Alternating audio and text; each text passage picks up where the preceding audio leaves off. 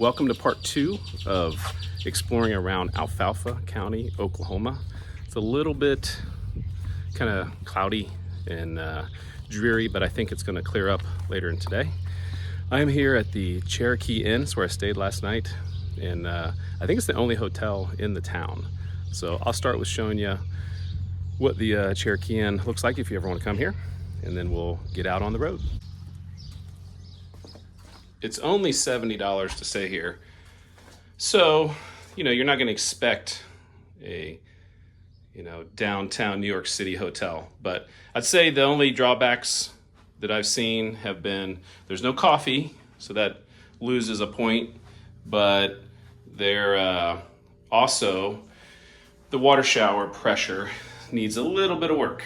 But it's not bad. You do get a bonus point for being able to park right in front of the rooms. That's always a nice feature to a room like this. So, all right, let's head out to Cherokee. We're starting here in Cherokee, which is the county seat of Alfalfa County.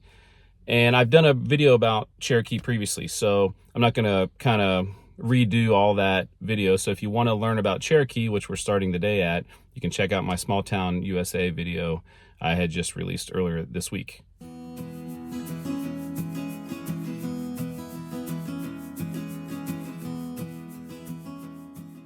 Our first stop after Cherokee, a little bit to the southwest, is Yewed. And this has some interesting, has an interesting story to it. And I've actually been here before, or actually right near here. So when I did the 10 smallest towns in Oklahoma, a town that is literally, you can see it across the way, called Lambert, was one of the smallest towns with only like 5 people. And so I did a whole video about Lambert. I talked a little bit about Yewed because they are going to be connected pretty much forever. But if you want to learn about Lambert, you can watch that video. And like I said, once again, it's one of the very smallest incorporated towns. But what happened here in Yewed, first of all, they had a railroad here, and so they platted the town late 1800s, early 1900s, and post office was started and community was started here. They wanted to name it Dewey after Admiral George Dewey. And there was already a town in Oklahoma named Dewey, so they spelled it backwards. Yewed is Dewey spelled backwards. So pretty creative way to get a name. But there was a railroad here, and Lambert, like I said, which is just across the way, there was a different railroad. And so the towns kind of, they were, their future success was, had a lot to do with what railroad they were on. And unfortunately for Yewed, this railroad closed down earlier than the one in Lambert. The one in Lambert eventually stopped going through there too, but it was later on, and their town succeeded for a little while longer. There's still obviously some remnants here of what used to be, and some still agricultural business going on here in Yewed. It's very, very beautiful, and really interesting story here to kind of get our day started.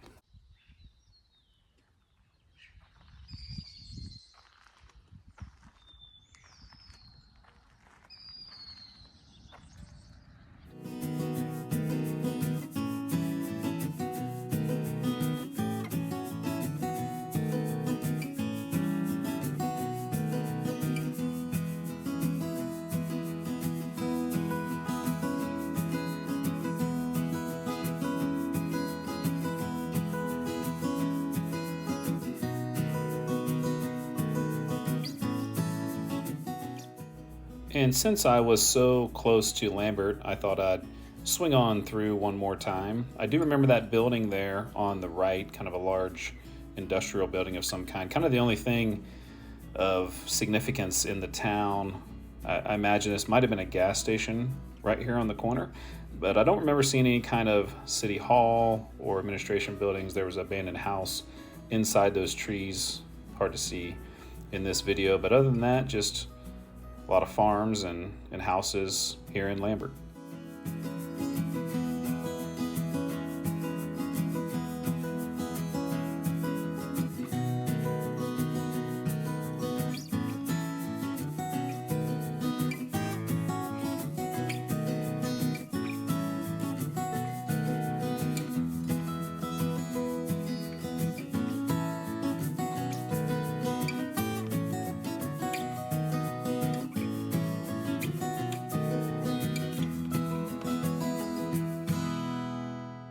made it to the Auburn Cemetery.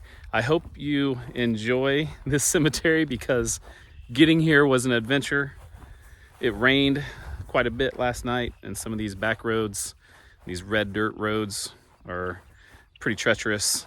And right to the west of here, just if you're coming this way on this road, was a huge dip that my rental car took a little bit of a, I don't know, took some abuse, I guess you could say, but it survived. And so we have made it to the cemetery. Some interesting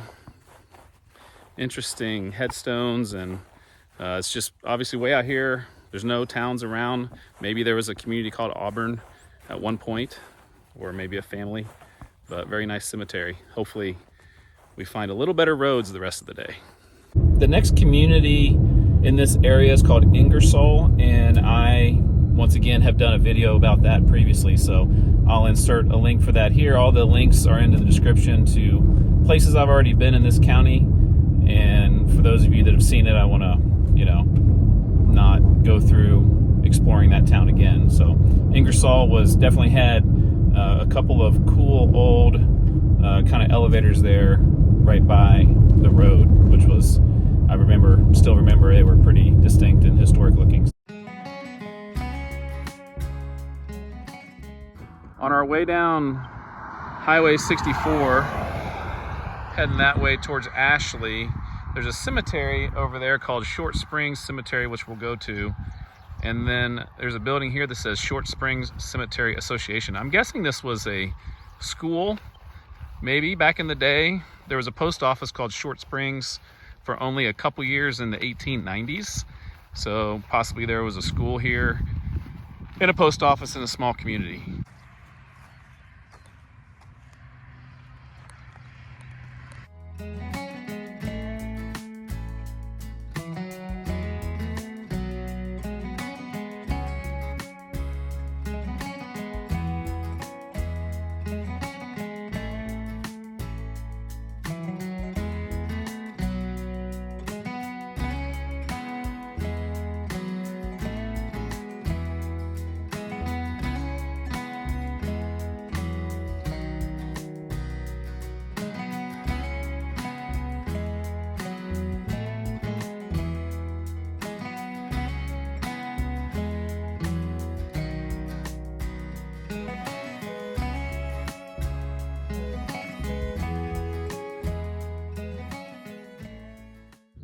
Coming from down that direction, this is kind of a unusual, at least, area for a cemetery. It doesn't appear there's anything here, but way back there's a cross. It's called Liberty Cemetery on Google Maps. Let's go see what it is.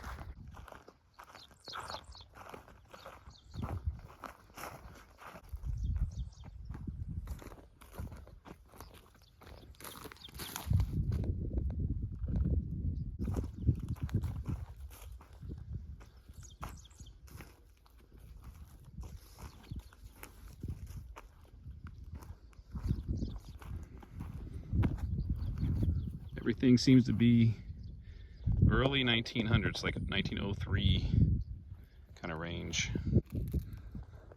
That one says 1906. Huh. I don't quite know what to make of it, but that's the Liberty Cemetery.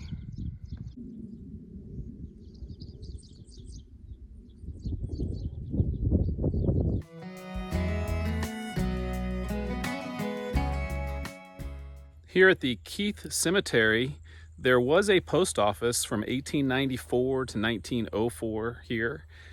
And on the cemetery kind of entrance, it says Corporated 1896. And I don't know if that means the same thing as incorporated. I'm not sure what the difference between corporated and incorporated is. Maybe corporated is when the cemetery was founded or started. So if anybody knows the definition of corporated, you can let me know.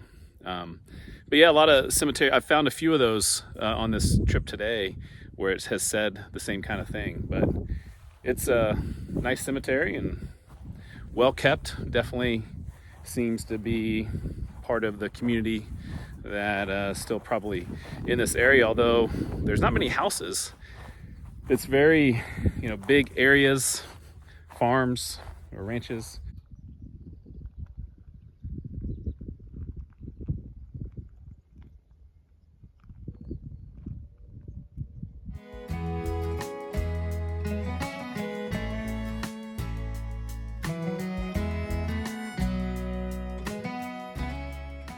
It's been a little bit, but we finally have made it to another town, and this is Burlington, Oklahoma. It's interesting when you look at the population because it's always been a small town, but it has kind of maintained its population. It's certainly down from its peak, but not a ghost town. And I think the main reason it survived is because some schools consolidated, and there's the school still here. It has, taken in the other towns that we're actually getting ready to go see that are even smaller, and they have consolidated into the Burlington School District. And when you go down there, it's an impressive school, and they have a new building, I'm guessing a new gymnasium. It's bright purple and really stands out just downtown, or just from the downtown area here. Interesting history though, in the beginnings, there was a Burlington, from what I can gather, there was a Burlington maybe a mile or so from here. And then, the railroad's always kind of the story is, where does the railroad go? And they started a community here called Drum, and it was named after Major Andrew Drum, who operated the huge Yewed Ranch from 1874 to 1888 that was land leased from the Cherokees. They were going to change the name to Wheaton because of, I think probably because of the agricultural area here, and that fell through, so they ended up naming it Burlington, which had been a town, name of a town that was not too far from here. So this was New Burlington, became just Burlington, and the other Burlington, I'm assuming, disappeared. And it's, survived through the decades and through the difficult times living in this part of Oklahoma through the 1900s, and with the school still here, as long as it's there, there should be a population here, and people from this part of the county will all come over here. So definitely quiet on a Sunday, exploring around, but some nice buildings and interesting town to visit after seeing a bunch of cemeteries and dirt roads.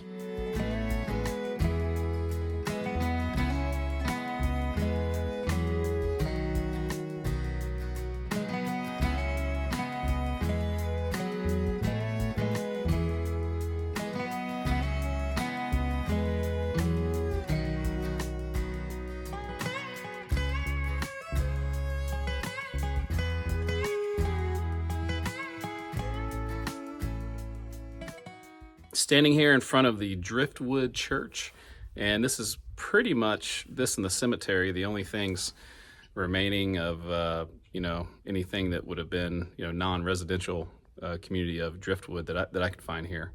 And it was a prosperous little community for a while.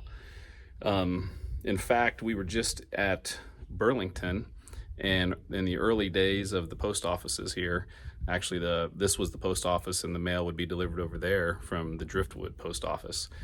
And a community built railroad came through here and incorporated in the 1890s. And even though it was prosperous, it wasn't a huge town. 71 seems to be the number I found as the largest population, and but did have school and a bank and stores and hotel and all that kind of stuff. Railroad stopped coming through in the 1930s. The post office closed in 1959. And then the schools, like I mentioned in Burlington, the schools consolidated over to there, and there just wasn't, reason to support a lot of those services anymore in terms of jobs, and people moved away, and it's just a few residential homes and church and a cemetery now. I'm going to cover the next two towns, which are actually the final two towns in this exploration of Alfalfa County. I'm going to cover them at the same time because they seem like they're just linked anyways. They're very close to each other. They're only like a mile apart, or maybe 2 miles from the farthest edge of the towns.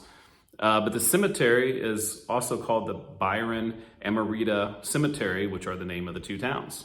So that's where I'm at right now. It's a very nice cemetery. I'm sitting inside a structure that's only been built a few years ago. So obviously there's people in this community that care about their communities. So We'll start with Byron first, since it was the first of the two towns. It was started in 1898. It was actually before the railroad came through. So they were hoping the railroad would come through, and about 4 years later, it finally did. And it was a huge celebration for the people of Byron. And they were able to grow the community, and the community grew to over 200 people. They had, general stores, hardware stores. They had a school, blacksmith, flour mill. They even had a skating rink. And wheat and alfalfa were the major products of the farms. And population went up to 286. And then the Depression of the 1930s took its toll. There was a slow decline as agricultural prices dropped. And then the railroad abandoned the line in 1942. And like I mentioned, in the 60s, the school consolidated with Burlington. And now there are only 37 people. It is up from 35 in 2010, so 2 more than were there. One of the interesting things I saw was there's a tornado shelter in the town, and it said capacity 34. So if the whole town is there, they're not gonna be able to squeeze in. But I really haven't seen anything like that before as a community tornado shelter that's that small and just kind of right out there in the open. Very interesting. Amorita has a very similar story. They started in 1901 after Byron, but they actually got the railroad here first, and Byron got the railroad the next year. So this was the first of the two towns that got the railroad, even though Byron was the first town that was settled. And then very similar story to Byron. It grew to a couple hundred people. They had its own school. They had their merchants and stores. They had a bank here. And the Great Depression and agricultural prices really went down, and so the people moved out of this area. The school consolidated, and it's really, really fascinating how these two separate towns started at almost the same time, went up and down in population, and today are very similar. Which one is? I don't know. I don't know if you can compare who's better. Which is the better of the two towns. They both have different things. The Byron has the fire department. That's the Byron, Amorita. It says A and B, like fire department or something like that. They have a grain elevator in Amorita. I think that's related to Burlington's grain elevator, because I saw a Burlington sign there. There's maybe a little bit more older buildings. I saw the post office in Amorita, really small. But yeah, it's just a unique situation where there's two towns. One has a population of 37, one has a population of 38, and they're separate. So I wonder, is there a rivalry between the two towns? Does anybody out there know? I have no idea. It's really fascinating to find these two tiny towns in Alfalfa County so close together and have almost exactly the same history.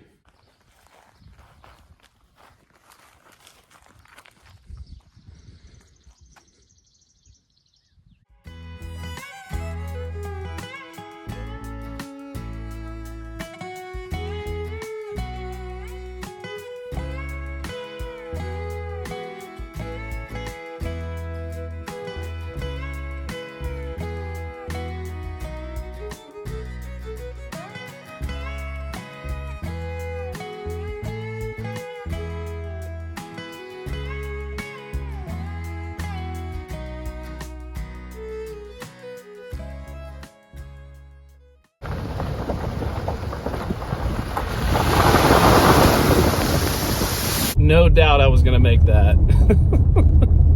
Oh, by the way, the whole inside of the car is wet because I was trying to film it at the same time. Like I said, that's the last towns of Alfalfa County that we're gonna explore. There might be a couple other, maybe cemeteries, maybe some historical areas. Let's see if we can find anything else before it gets dark.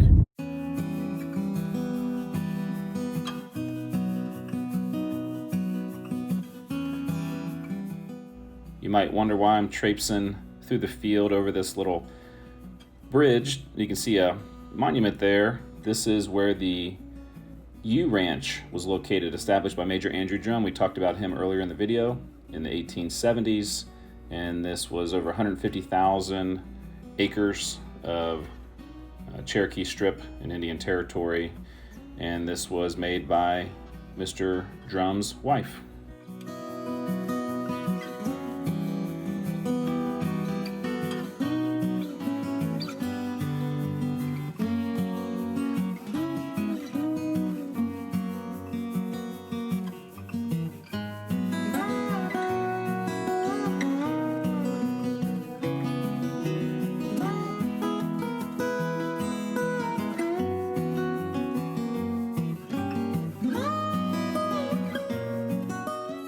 turned off Highway 11 to get to the Sibley Monument, and you can see the old, I'm guessing this is old Highway 11. It's not exactly original Route 66, but kind of cool to find an old road over here.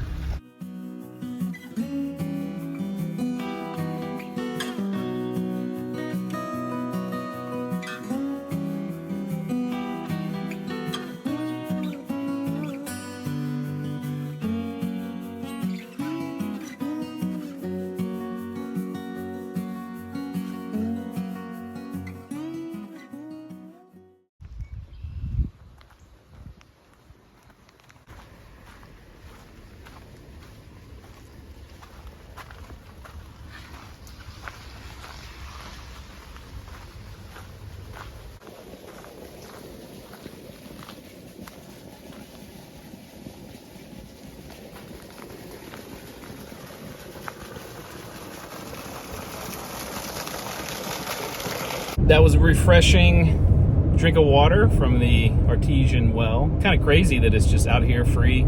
People fill up their stuff, and I guess benefits of living here in Alfalfa County. I haven't found anything else left in Alfalfa County except for 3 cemeteries that are kind of on the way back to Kansas. So I'm going to try to maybe see if we can find these cemeteries, and that'll be the end of our trip.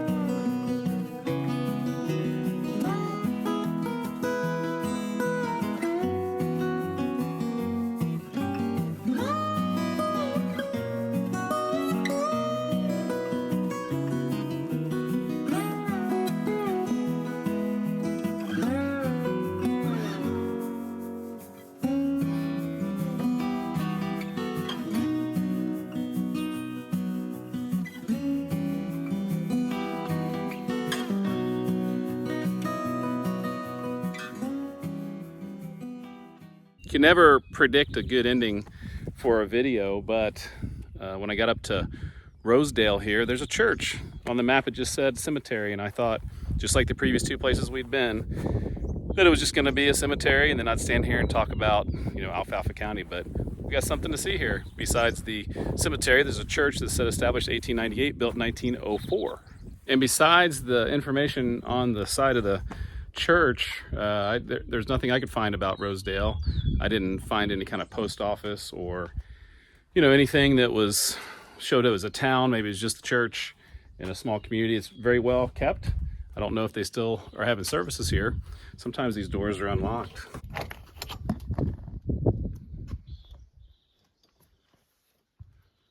Obviously, this is a church. Could have been a school as well.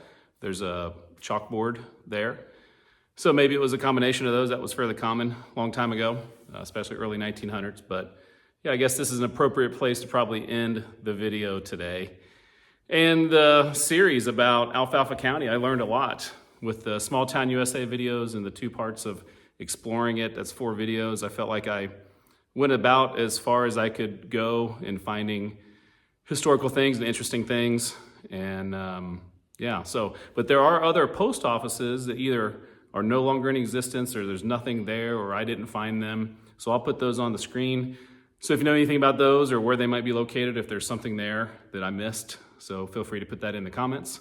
I really had a lot of fun exploring Alfalfa County. It had a lot of different kind of interesting history, surprising things. I mean, you got the Great Salt Plains. It's kind of like the main attraction, but then some really great small towns and history within those towns as well, dating back to the land run and just its location geographically. It was kind of, had some crazy times back in the day. It's much quieter now, the population having lost like 70% of the population, but still a very beautiful area to explore, and I'm glad I did.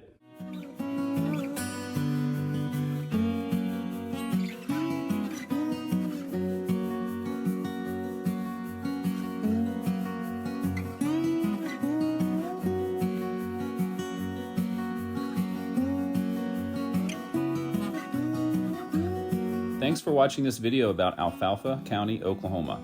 If you like this video, there are several ways to support the channel. You can donate by hitting the thanks button under the video or purchase Travel with a Wiseguy merchandise. In the description of the video is a link to my website where you can learn more about the channel and sign up for my newsletter.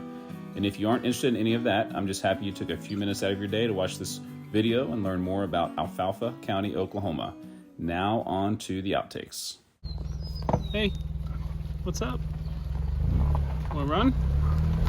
Let's go for a run, let's go.